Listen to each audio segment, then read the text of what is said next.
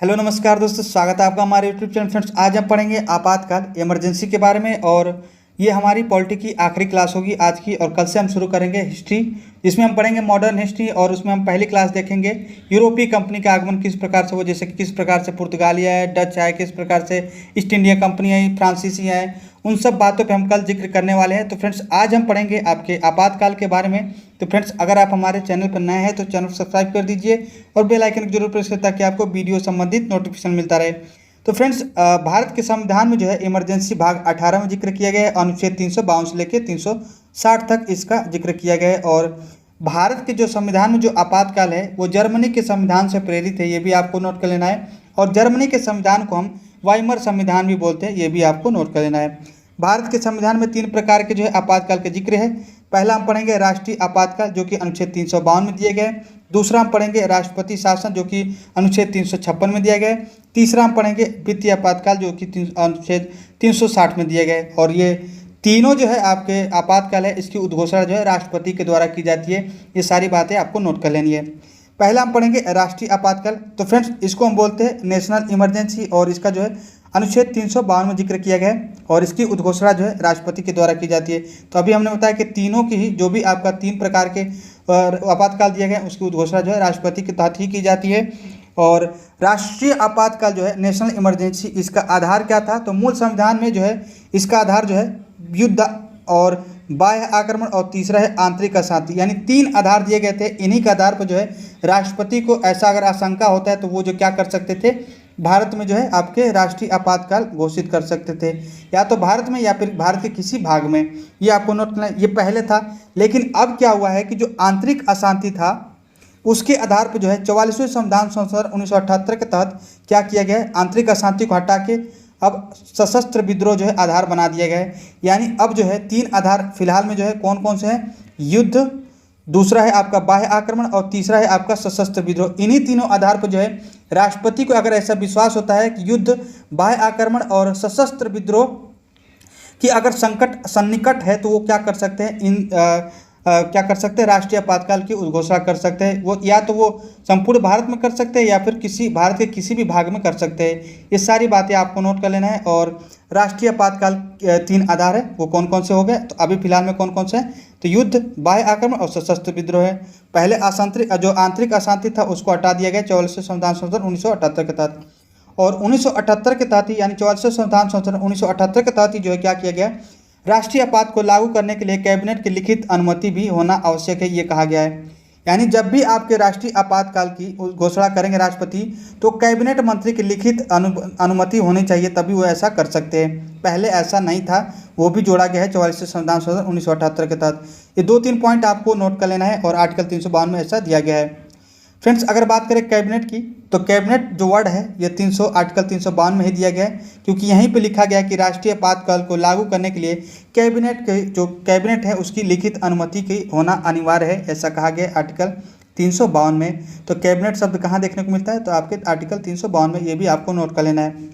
अगर बात करें इसकी अवधि की, तो ये जो है अगर संसद 1 माह के भीतर जो है अगर उपस्थित एवं मतदान के 2/3 बहुमत से अगर अनुमति प्रदान नहीं कर देते तो 6 माह तक आवश्यक ये आपातकाल जो है लागू रहेगा। उसके बाद जो है स्वतः समाप्त हो जाएगा। और इसकी जो अवधि है समय अनिश्चित काल है। यानी कहने का मतलब है कि किसी भाग में मान लीजिए कि राष्ट्रीय आपातकाल लागू हो गया, ध्यान सुनिएगा, राष्ट्रीय आपातकाल अगर लागू हो जाता है तो उसको जो है संसद के दोनों सदनों से जो है 1 माह के भीतर जो है उपस्थित एवं मतदान के 2/3 बहुमत से जो है क्या होगा, उसको पारित कराना होगा। अगर ऐसा पारित हो जाता है तो 6 माह तक जो है आपातकाल लागू रहेगा। अगर ऐसा नहीं होता है तो 1 माह के भीतर जो है वह स्वतः ही समाप्त हो जाएगा, ऐसा कहा गया है। और 6 माह करके आप क्या कर सकते हैं, इसको बढ़ा सकते हैं अनिश्चित काल तक, ऐसा कहा गया है। तो देखिए फ्रेंड्स, जब आपको मान लीजिए कि किसी भाग में राष्ट्रीय आपातकाल लागू किया गया, ध्यान सुनिएगा, मान लीजिए कि यहाँ लागू हो गया, तो उसको जो है 1 माह के भीतर जो है दोनों सदनों से उपस्थित एवं मतदान के 2/3 बहुमत से जो है उसको आपको पारित कराना होगा। अगर पारित हो जाता है तो 6 माह तक आपातकाल लागू रहेगा। फिर से दोबारा अगर कराया जाता है तो अगले 6 माह तक। तो ऐसे कर करके जो है अनिश्चित काल तक इसको बढ़ाया जा सकता है, इसका कोई लिमिट नहीं है। ये बात कही गई है अवधि के बारे में। तो अनिश्चित काल तक इसको बढ़ाया जा सकता है, जबकि दोनों सदनों से जो है क्या किया जाएगा, उपस्थित एवं मतदान करने वाली जो संख्या है वो वोटिंग करने वाले उसका 2/3 बहुमत से ऐसा कर सकते हैं दोनों सदनों में, ऐसा कहा गया है और 1 माह के भीतर ऐसा कराना होगा। उम्मीद है कि इतनी बातें आप समझ गए होंगे और अनिश्चित काल तक इसका जो है समय दिया गया है। और अगला पॉइंट देखेंगे कि जो आपका राष्ट्रीय आपातकाल है वो 3 बार अभी तक लागू हुआ है, ये भी आपको नोट करना है। कब कब? तो पहला हम नोट करेंगे 1962 से 1968 तक चला था, लेकिन क्वेश्चन आपको इतना याद रखना है कि कब कब लागू हुआ है। तो 1962 में एक बार लागू हुआ है, 1971 में और 1900 जो है आपका 75 में 3 बार जो है इसको लागू किया गया आपके राष्ट्रीय आपातकाल अभी तक। तो हम पहला देखेंगे 1962 में लागू हुआ था, वो चीन से युद्ध होने के कारण जो है इसमें लागू हुआ था। और इस समय जो राष्ट्रपति थे ये भी क्वेश्चन पूछा हुआ, सर्वपल्ली राधाकृष्णन थे और पीएम जो थे पंडित जवाहरलाल नेहरू थे, ये आपको नोट कर लेना है। तो 3 बार लागू है, कब कब? तो 1962, 1971 और 1975। कारण क्या है, राष्ट्रपति कौन थे और प्रधानमंत्री कौन थे उस समय, ये सारी बातें आपको नोट कर लेना है। ऐसे क्वेश्चन पूछे जाते हैं। कारण क्या है, इस समय प्रधानमंत्री कौन थे, राष्ट्रपति कौन थे। दूसरी बार जो है 1971 में लागू हुआ था, जिस समय पाकिस्तान से युद्ध हुआ था। उस समय जो प्रेसिडेंट आपके जो थे वो बीबी गिरी थे और आपके पीएम जो थे इंदिरा गांधी थी, ये भी आपको नोट कर लेना है। और तीसरी बार जो लागू हुआ था 1975 में, ये आंतरिक अशांति के आपके आधार पर लागू हुआ था और राष्ट्रपति उस समय जो थे फखरुद्दीन थे और प्राइम मिनिस्टर उस समय जो थी पीएम उस समय इंदिरा गांधी थी। और इसका जो है दुरुपयोग किया गया था आंतरिक अशांति पे। इसी के बाद जो है जब मोरारजी देसाई आते हैं तो 44वें संविधान संशोधन 1978 लाते हैं और आंतरिक अशांति जो आधार था आंतरिक अशांति, उसके आधार पर जो है वो जोड़ते हैं कौन सा, तो वो जोड़ते हैं सशस्त्र विद्रोह के आधार पे इसी के बाद से। और आप नोट करके लिखिएगा कि राष्ट्रपति इसे कभी भी वापस ले सकते हैं, ये भी आपको नोट करना है। यानी इसको वापस लेने के लिए राष्ट्रीय आपातकाल को कोई आपके विशेष बहुमत या फिर साधारण बहुमत की आवश्यकता नहीं है। राष्ट्रपति जब चाहे तो इसको आपको वापस ले सकते हैं, ये भी आपको नोट कर लेना है। राष्ट्रीय आपात का जो है प्रभाव किस प्रकार से पड़ता है मौलिक अधिकार पर, तो ध्यान से सुनिएगा। इसका जो प्रभाव है आर्टिकल अनुच्छेद 358 में ऐसा दिया गया है कि अगर राष्ट्रीय आपातकाल का आधार युद्ध एवं बाह्य आक्रमण है, तो ध्यान सुनिएगा, आर्टिकल 358 में ऐसा लिखा गया है कि अगर राष्ट्रीय आपात का आधार जो है युद्ध एवं बाह्य आक्रमण है, तो अनुच्छेद जो 19 है, जो आप स्वतंत्रता का अधिकार आप पढ़ते होंगे, 6 प्रकार के उसमें दिया गया है, वो जो है स्वतः ही निलंबित हो जाएगा। ध्यान से सुनिएगा, निलंबित होगा। ऐसा कहा गया है कि जो स्वतः जो अनुच्छेद 19 है वो स्वतः ही जो है निलंबित हो जाएगा। ऐसा कब कहा गया है, तो अनुच्छेद 358 में दिया गया है, युद्ध एवं बाह्य आक्रमण के कारण। ध्यान से सुनिएगा, केवल 2 आधार दिया गया, युद्ध एवं बाह्य आक्रमण। लेकिन अगर आंतरिक अशांति के आधार पे, यानी अब तो कह दिया गया सशस्त्र विद्रोह, तो कहें कि अगर सशस्त्र विद्रोह के आधार पे अगर राष्ट्रीय आपातकाल लागू हुआ तो उस समय जो है अनुच्छेद जो है 19 जो है निलंबित नहीं होगा। ये कहा गया अनुच्छेद 358 में। 2 बातें कही गई है, एक तो जो है युद्ध एवं बाह्य आक्रमण के आधार पर लागू होगा तो अनुच्छेद 19 जो है स्वतः ही समाप्त हो जाएगा, और जब जो है सशस्त्र विद्रोह के आधार पर जब लागू होगा आपका राष्ट्रीय आपात, उस समय जो है अनुच्छेद 19 निलंबित नहीं होगा। ये भी आपको नोट कर लेना है। और अनुच्छेद 359 में यह लिखा गया है कि अनुच्छेद 20 और 21 के अलावा किसी भी परिस्थिति में जो है, मतलब ये कह रहा है कि 20-21 के अलावा जो भी आपका मूल अधिकार है वह स्वतः निलंबित हो जाएगा, सिवाय जो है अनुच्छेद 20-21 की। यानी अनुच्छेद 20-21 किसी भी परिस्थिति में जो है निलंबित नहीं होंगे, ये लिखा गया है अनुच्छेद 359 में। उम्मीद है कि इतनी बातें आप समझ गए होंगे। और ये जो है क्वेश्चन कई बार पूछा है कि अनुच्छेद 20-21 के अलावा जो है जितने भी आपके मौलिक अधिकार है वो निलंबित हो जाए। ये किस आर्टिकल में लिखा गया है, तो आर्टिकल 359 में लिखा गया है, और केवल 20 और 21 को छोड़ के। तो 20 और 21 किसी भी परिस्थिति में निलंबित नहीं होंगे, ये आपको नोट कर लेना है। अगला है आपका, नोट करके लिखेंगे कि आपातकाल का मौलिक अधिकारों पे क्या प्रभाव होगा। ऐसा जो है जर्मनी के वाइमर संविधान से ऐसा ग्रहण किया गया है, अभी हमने बताया। और नेक्स्ट पॉइंट लिखे है कि लोकसभा का कार्यकाल है 1 बार में 1 वर्ष बढ़ाया जा सकता है। ध्यान से सुनिएगा कि मान लीजिए कि राष्ट्रीय आपातकाल जिस परिस्थिति में लागू है, तो क्या होगा कि उस स्थिति में जो है लोकसभा के कार्यकाल को 1 बार में 1 साल के लिए बढ़ाया जा सकता है। और मान लीजिए कि 1 साल के लिए बढ़ाया गया, ध्यान सुनिएगा, मान लीजिए कि लोकसभा के कार्यकाल 1 साल के लिए बढ़ाया गया और बढ़ाया गया, उसके बाद जो है कुछ ही दिनों बाद जो है मान लीजिए कि राष्ट्रीय आपातकाल समाप्त हो गया, तो जो आपका 1 साल के लिए बढ़ाया गया इसका कार्यकाल, तो वो जो है कार्यकाल जो है 6 माह से अधिक नहीं रहेगी, यानी 6 माह बाद जो है उसका स्वतः ही समाप्त हो जाएगा। ये भी आपको नोट कर लेना है। तो लोकसभा का कार्यकाल जो है 1 बार में 1 साल के लिए बढ़ाया जा सकता है, वो भी कब, राष्ट्रीय आपातकाल के दौरान, ऐसा लिखा गया है। दूसरा हम देखेंगे राष्ट्रपति शासन, इम्पोर्टेंट है। देखिए फ्रेंड्स, भारत के संविधान में जो है राष्ट्रपति शासन का जो है ये जो वर्ड है राष्ट्रपति शासन, इसका जिक्र नहीं किया गया। जो भारत की जो आपका संविधान है जिसके अनुच्छेद 356 में जो लिखा गया है प्रेसिडेंट रूल, इसका जो इस वर्ड का जो जिक्र जो है भारत के संविधान में नहीं किया गया है। वहाँ पे जो लिखा है वो लिखा है राज्य में संवैधानिक तंत्र की विफलता के कारण। यानी राज्य में अगर संवैधानिक तंत्र विफल होता है तो राज्यपाल की अनुशंसा पे जो है राष्ट्रपति क्या कर सकते हैं, वहाँ पे क्या कर सकते हैं, या फिर राष्ट्रपति स्वयं में क्या कर सकते हैं, वहाँ पे राष्ट्रपति शासन लागू कर सकते हैं, ऐसा कहा गया है। राष्ट्रपति शासन का जो है जिक्र जो है भारत के संविधान में ये वर्ड नहीं लिखा गया। वहाँ पे क्या लिखा गया, तो राज्य के संवैधानिक तंत्र की विफलता के कारण जो है राष्ट्रपति क्या कर सकते हैं, वहाँ पे राष्ट्रपति शासन लागू कर सकते हैं, ऐसा कहा गया है। उम्मीद है कि ये आपको समझ में आया होगा। और अनुच्छेद 356 में राष्ट्रपति शासन का जिक्र किया गया है। और वहाँ पे कौन सा वर्ड लिखा है, तो वहाँ पे लिखा है कि राज्यों में संवैधानिक तंत्र की विफलता के कारण जो है राष्ट्रपति क्या कर सकते हैं, अनुच्छेद 356 के तहत वो क्या कर सकते हैं, राष्ट्रपति शासन लागू कर सकते हैं। उम्मीद है कि इतनी बातें आप समझ गए होंगे। और अब देख लेते हैं कि क्या डिफरेंट है दोनों में, राष्ट्रपति शासन और राष्ट्रीय आपके आपातकाल के बारे में। इन दोनों में क्या कर सकते हैं, क्या कन्फ्यूजन होता है, तो कन्फ्यूजन नहीं होना चाहिए, इसीलिए हम दो भागों में इसको जिक्र करेंगे। एक तो अनुच्छेद 352 के बारे में और एक 356 के बारे में। तो फ्रेंड्स 352 में जो है अभी हमने बताया कि राष्ट्रीय आपातकाल का जिक्र किया गया है और इसमें 3 आधार दिए गए। एक तो आपका पहले तो दूसरा था, पहले हम बताया कि पहले युद्ध था, बाह्य आक्रमण था और आंतरिक अशांति था। और आंतरिक अशांति के आधार पर जो है जो 44वें संविधान संशोधन है उसके द्वारा 44वें संविधान 1978 के द्वारा जो आंतरिक अशांति था उसको हटा के अब कर दिया गया सशस्त्र विद्रोह। तो फिलहाल में अभी 3 आधार जो है, पहला कौन है, युद्ध, दूसरा बाह्य आक्रमण और तीसरा जो आधार है वो है आपका सशस्त्र विद्रोह। इसके आधार पे लागू किया जा सकता है आर्टिकल 352 के तहत राष्ट्रीय आपातकाल, ये हमने देखा है। और आर्टिकल 356 में लिखा गया कि राज्य क्या कर सकते, राज्य आपातकाल जिसको बोलते हैं राष्ट्रपति शासन, और वहाँ पे लिखा गया राज्य में संवैधानिक तंत्र की विफलता। और इसके आधार क्या होंगे, तो राज्यों में संवैधानिक तंत्र की विफलता या फिर राज्यपाल की रिपोर्ट से राष्ट्रपति ऐसा कर सकता है कि वो राष्ट्रपति शासन लागू कर सकता है राज्यों में।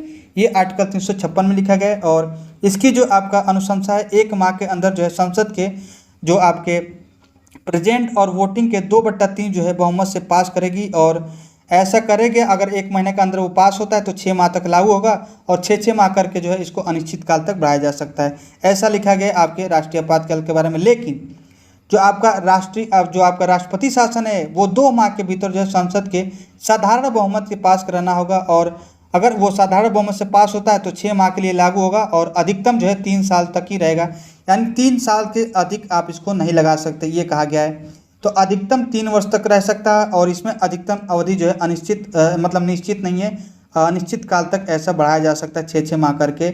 और 1 माह के अंदर जो है संसद के दोनों सदनों से 2/3 बहुमत से इसको पारित कराना होगा। और यहाँ पे कहा गया कि 2 माह के भीतर जो है संसद के दोनों सदनों से साधारण बहुमत से पास हो जाता है तो 6 माह करके आप अधिकतम 3 साल तक बढ़ा सकते हैं, ये कहा गया आपके 352 और 356 में। ये दोनों डिफरेंट है। और ये भी हमने देखा कि जो है आपका राष्ट्रीय आपातकाल के दौरान जो है अनुच्छेद 20 और 21 के अलावा जो भी आपका मौलिक अधिकार है वो क्या होता है, निलंबित हो जाते हैं। और 358 में हमने पढ़ा है कि अनुच्छेद 19 जो है वो केवल आपका जो स्वतंत्रता का अधिकार दिया गया वो जो आपका स्वतः निलंबित हो जाएगा, ऐसा 358 में लिखा गया है। तो उम्मीद है कि इतनी बातें आप समझ गए होंगे। और ये दोनों में क्या था, डिफरेंट था।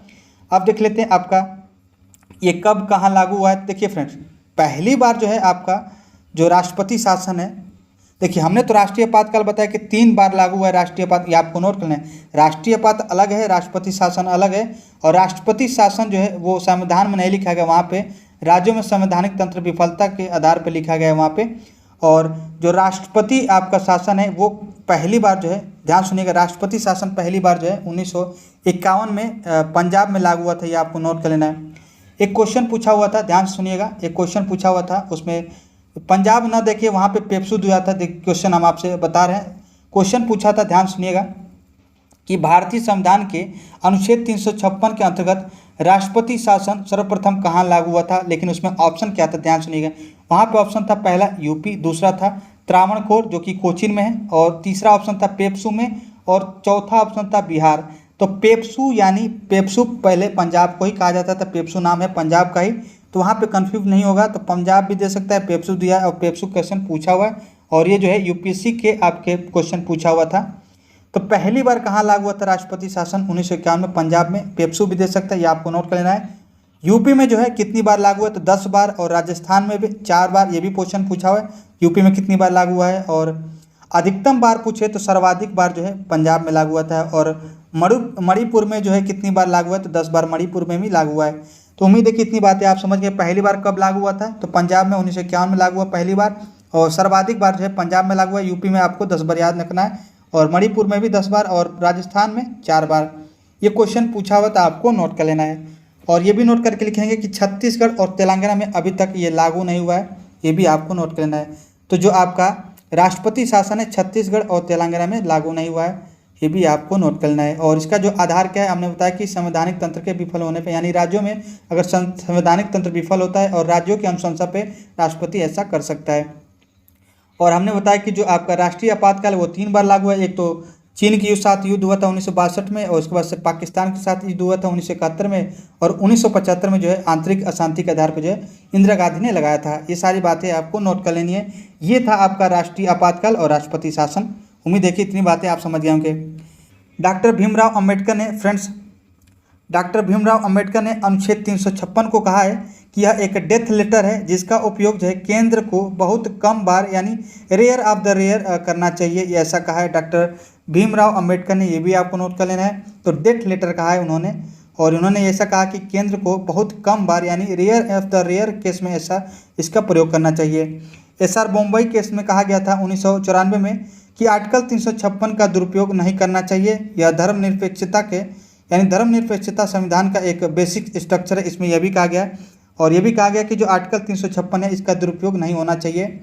इसीलिए जो है आपका इसको जो है rare of the rare case में इसका प्रयोग करना चाहिए, ऐसा भीमराव अंबेडकर ने भी कहा है।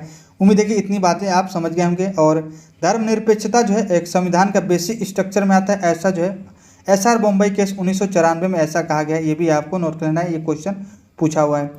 तो फ्रेंड्स, अगर बात करें वित्तीय आपातकाल की, जिसको हम बोलते हैं फाइनेंशियल इमरजेंसी, इसका जो जिक्र है अनुच्छेद 360 में किया गया है। और अगर बात करें आधार की, यानी किस आधार पर राष्ट्रपति वित्तीय आपातकाल लागू कर सकते हैं, तो आपको नोट करना कि इसका आधार जो है कि मान लीजिए कि वित्तीय संकट उत्पन्न हो गई हो, यानी कहे कि भारत या फिर कहे उसके किसी भाग में जो है वित्तीय संकट या फिर कहे साख संकट उत्पन्न हो गया है, तो उस स्थिति में जो है केंद्रीय मंत्रिमंडल के सलाह पे वो मौखिक होगा। मौखिक सलाह पे क्या कर सकते हैं राष्ट्रपति उस भाग में या फिर क्या संपूर्ण भारत में क्या कर सकते हैं, वित्तीय आपातकाल लागू कर सकते हैं। तो ये आधार हो गया। और अवधि कितनी होगी, तो 2 माह के भीतर जो है, मान लीजिए कि किसी भाग में जो है वित्तीय आपातकाल लागू हो गया, तो 2 माह के भीतर जो है उसको संसद के साधारण बहुमत से पास कराना होगा। अगर पास हो जाता है तो 6 माह करके इसको आगे बढ़ाया जा सकता है। और कितने आगे बढ़ाया जा सकता है ये निश्चित नहीं है, तो ये अनिश्चित काल तक बढ़ाया जा सकता है, ऐसा कहा गया है। तो 2 आपको नोट, हमने आपको 352 भी बताया था राष्ट्रीय आपातकाल, उसमें भी बताया था कि उसका भी काल जो है निश्चित नहीं है, लेकिन वहाँ पे हमने कहा था कि 1 माह के अंदर जो है संसद के दोनों सदनों से उसके जो उपस्थित और मतदान करने वाले सदस्य हैं उसके 2/3 बहुमत से जो है, यानी वहाँ पे 2/3 बहुमत कहा था हमने, वहाँ से जो है पारित होना आवश्यक था, और उसको 6 महीने करके अनंत काल तक बढ़ाया जा सकता है। लेकिन यहाँ पे जो है 2 माह के अंदर जो है संसद से साधारण बहुमत से जो है आपको पास कराना होगा, और अधिकतम अवधि इसकी भी निश्चित नहीं है, इसको भी 6 माह करके आप बढ़ा सकते हैं आपके अनिश्चित काल तक। ये तीनों में आपका डिफरेंट क्या है, आपको उम्मीद है कि आपको समझ में आएगा।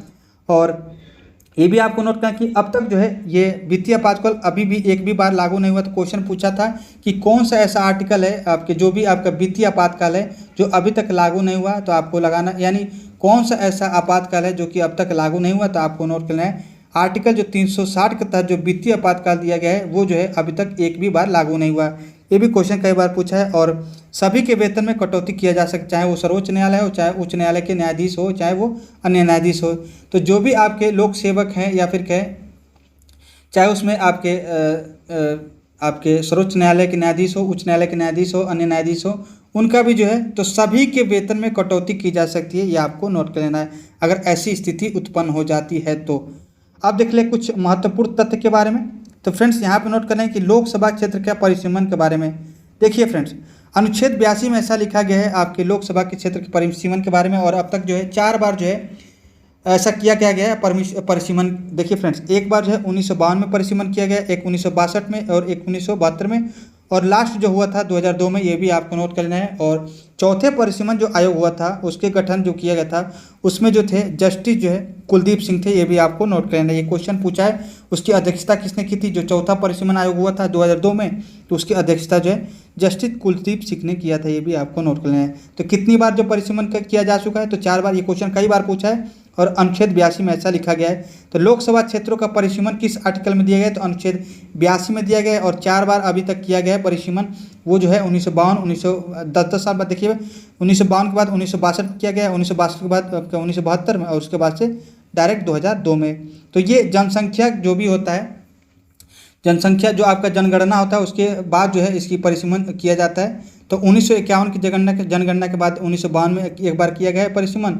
1961 की जनगणना जो हुआ है उसके बाद से आपका 1962 में दूसरी बार परिसीमन किया गया है। 1971 की जो जनगणना हुआ उसके बाद से 1972 में आपका तीसरी बार परिसीमन किया गया है और 2001 की जनगणना के बाद जो है चौथी बार जो है आपका 2002 में परिसीमन किया गया है। उम्मीद है कि इतनी बातें आप नोट कर लिए होंगे। अब देख लेते हैं कि सरकारी विधेयक जो है मंत्री के द्वारा ही पेश किया जाता है। जितने भी आपके सरकारी विधेयक होते हैं वो किसके द्वारा की जाती है? तो मंत्री के द्वारा किया जाता है। बाकी जो है अगर अन्य एमपी के द्वारा किया जाता है तो वो जो है उसको निजी आपके विधेयक बोलते हैं। ये भी आपको नोट कर लेना है। अब देख लेते हैं आपके लोकपाल के बारे में, और यहाँ से भी क्वेश्चन कई बार पूछा है। तो देखिए फ्रेंड, लोकपाल जो है, लोकपाल जिसको स्वीडन से आपके सर्वप्रथम जो है स्वीडन में लिया गया था, जो कि ओम्बुड्समैन वहाँ पर जाना जाता है लोकपाल को। जो हालांकि भारत में जो है लोकपाल से नाम से जाना जाता है, लेकिन स्वीडन में जो है इसको ओम्बुड्समैन कहा जाता है और 1809 में ऐसा किया गया था स्वीडन में। ओम्बुड्समैन का होता है अर्थ जो होता है वो होता है शिकायत करने वाला। ये भी आपको नोट कर लेना है। और ये भी नोट करेंगे कि जो लोकपाल है इसको लाने के पीछे कारण था भ्रष्टाचार को समाप्त करने के लिए ये लाया गया था। और उड़ीसा में जो है उड़ीसा राज्य ने सर्वप्रथम वर्ष 1917 में क्या किया हुआ था? लोकायुक्त अधिनियम पारित किया था। ये भी आपको नोट कर लेना है 1983 में। देखिए फ्रेंड, केंद्र में होते हैं लोकपाल और जो राज्यों में होते हैं लोकायुक्त कहे जाते हैं। ये भी आपको नोट करना है, ये क्वेश्चन पूछा हुआ है। तो केंद्र में लोकपाल होते हैं और लोकायुक्त जो है राज्यों में होते हैं। तो उड़ीसा राज्य ने क्या हुआ था? सर्वप्रथम 1917 में लोकायुक्त अधिनियम पारित हुआ था और जो लागू हुआ था 1983 में।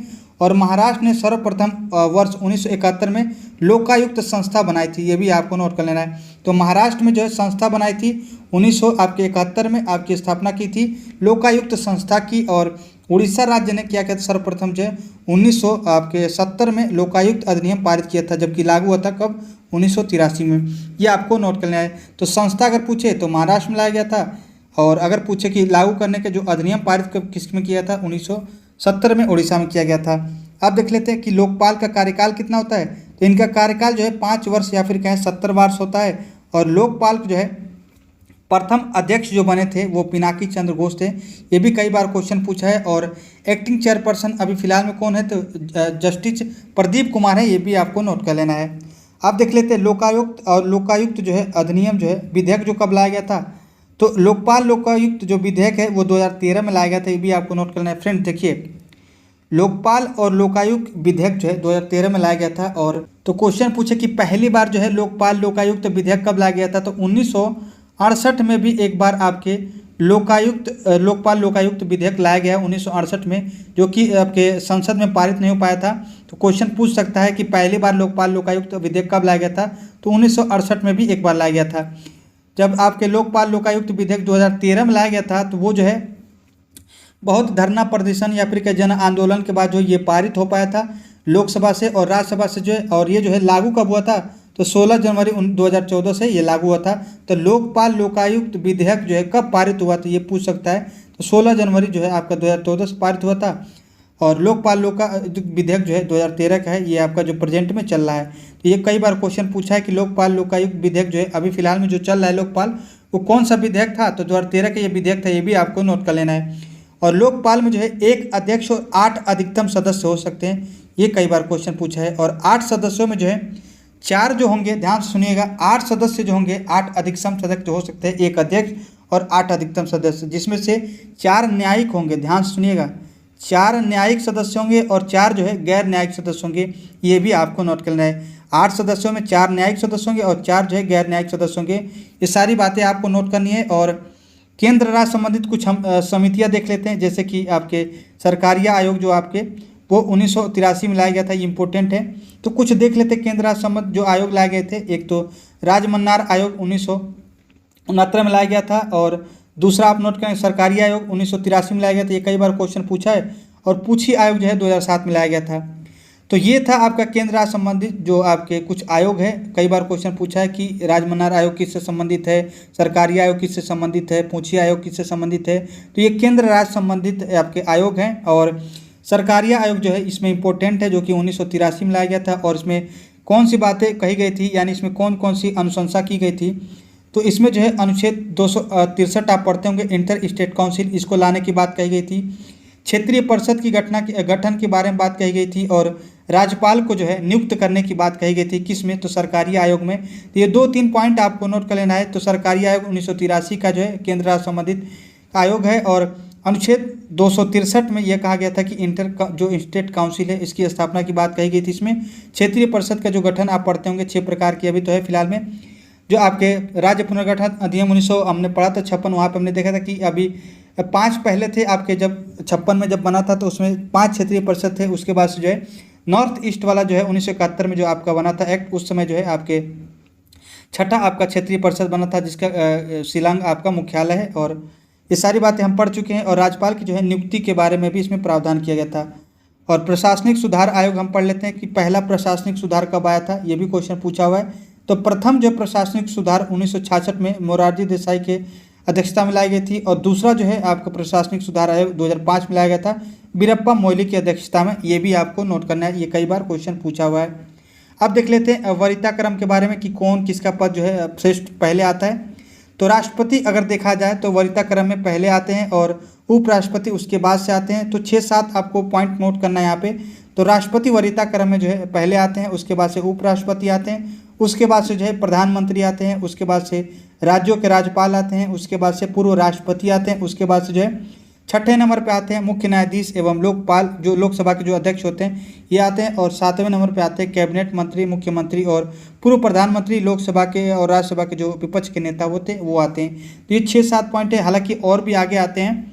तो ये जो है यहाँ से क्वेश्चन पूछ सकता है, क्रम अनुसार लगाइए कि कौन जो है वरीयता क्रम में कौन पहले आता है कौन बाद में आता है। तो इस आधार पर क्वेश्चन पूछ सकता है। तो राष्ट्रपति सबसे ऊपर आते हैं, उसके बाद से उपराष्ट्रपति आते हैं, उसके बाद से प्रधानमंत्री 3रे नंबर पे आते हैं, 4थे नंबर पे राज्यों के राज्यपाल आते हैं, 5वें नंबर पे पूर्व राष्ट्रपति आते हैं, 6ठे नंबर पे मुख्य न्यायाधीश एवं लोकसभा के अध्यक्ष आते हैं, और 7वें नंबर पे कैबिनेट मंत्री, मुख्यमंत्री, पूर्व प्रधानमंत्री, लोकसभा राज्यसभा के जो विपक्ष के नेता वो आते हैं। आगे भी बहुत है लेकिन आपको इतना बस याद रखना है।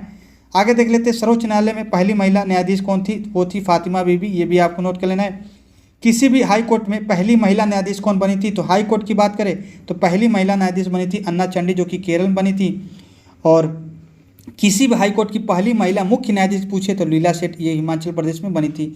ये भी आपको नोट करना है। वर्तमान में जो सुप्रीम कोर्ट है उसमें 3 महिला न्यायाधीश हैं, जो कि अभी फिलहाल में जो हैं वो कौन कौन है, ये भी आपको नोट कर लेना है। तो जे हिमा कोहली हैं, जे बेली त्रिवेदी हैं, और तीसरा है जस्टिस बी नगरत्ना, ये भी आपको नोट कर लेना है। तो वर्तमान में जो आपका सुप्रीम कोर्ट है उसमें 3 महिला न्यायाधीश है, ये आपको नोट करना है। ये क्वेश्चन पूछ सकता है करंट की दृष्टि से। और पहली जो सर्वोच्च न्यायालय की पहली महिला न्यायाधीश कौन बनी थी, फातिमा बीबी। और वहीं पूछे किसी भी हाई कोर्ट में पहली महिला न्यायाधीश अन्ना चंडी, और यहाँ पे किसी भी हाई कोर्ट में पहली महिला मुख्य न्यायाधीश, यहाँ पे दोनों में डिफरेंट है, जो लीला सेठ थी हिमाचल प्रदेश में। ये सारी बातें आपको नोट कर लेना है। अगला पॉइंट आपका इंपॉर्टेंट है, यहाँ से क्वेश्चन भी पूछा है, ध्यान से नोट किया कि प्रथम राजभाषा आयोग कब लाया गया था, तो 1955 में आया गया था, वो भी बीजी खरे की अध्यक्षता में बनाया गया था। तो प्रथम राजभाषा आयोग जो है आप आर्टिकल जो है 344 पढ़ते हैं, वहाँ पे आपको देखने को मिलता है कि राजभाषा संबंधित आयोग बनाने की जो अधिकार है राष्ट्रपति के पास है, और वो जो है पहली बार बनाया गया था बीजी खरे की अध्यक्षता में 1955 में। ये भी आपको नोट कर लेना है। पंचायती राज जो है अनुसूचित क्षेत्र के विस्तार जो है पीसा अधिनियम पढ़ते होंगे 1900 जो आपका 96 है उसमें लाया गया था। पंचायती राज एक्सटेंशन टू शेड्यूल एरियाज़ के बारे में इसको कहा गया, इसका फुल फॉर्म होता है पीसा का, पंचायती राज एक्सटेंशन टू शेड्यूल एरिया। पंचायती राज जिसको हम पीसा बोलते हैं, अधिनियम पूछा है कई बार। पीसा अधिनियम कब लाया गया, तो 1996 में, ये आपको नोट कर लेना है। दिलीप भूरिया समिति जो है, दिलीप भूरिया समिति की सिफारिश पे ये लाया गया था पीसा एक्ट 1996। ये कई बार क्वेश्चन पूछा है। इसका फुल फॉर्म क्या होता है, पंचायती राज एक्सटेंशन टू शेड्यूल एरिया। ये सारी बातें आपको नोट कर लेना है। तो फ्रेंड्स ये थी हमारी आखिरी क्लास आज की पॉलिटी की। उम्मीद है कि आपको आज की क्लास आपको समझ में आई हो। तो मिलते हैं नेक्स्ट वीडियो में, जो कि हम कल शुरू करने वाले हैं आपके मॉडर्न हिस्ट्री। वहाँ से हम देखेंगे कि क्या क्या आपके इंपॉर्टेंट जो भी पॉइंट हैं हम वहाँ पर देखेंगे। तो मिलते हैं नेक्स्ट क्लास में, तब तक के लिए जय हिंद।